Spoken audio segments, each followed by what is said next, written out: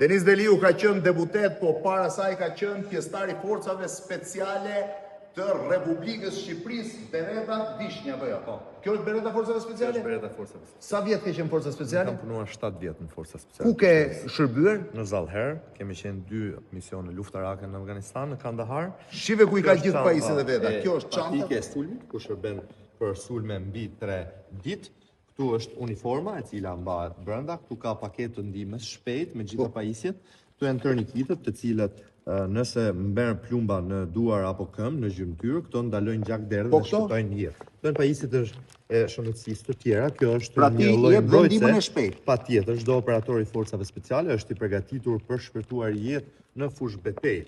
Kjo është një tikë e mbijetese e forcave speciale, përdoret për sulme të shpejta në fshehtësi për të vrarë kundër armikut. Për të vrarë, për sulme për paruar. Tika tjetër?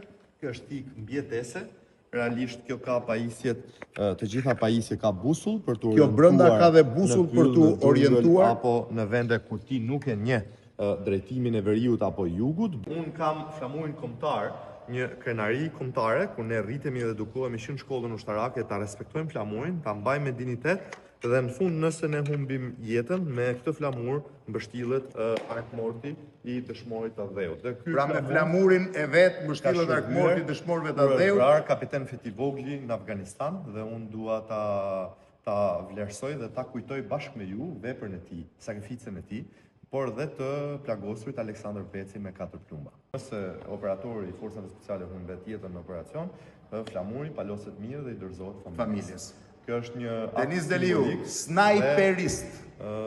Ne jemi për shumë detyra të trajnuar. Faleminderit. Faleminderit ty. Shumë kënaqësi.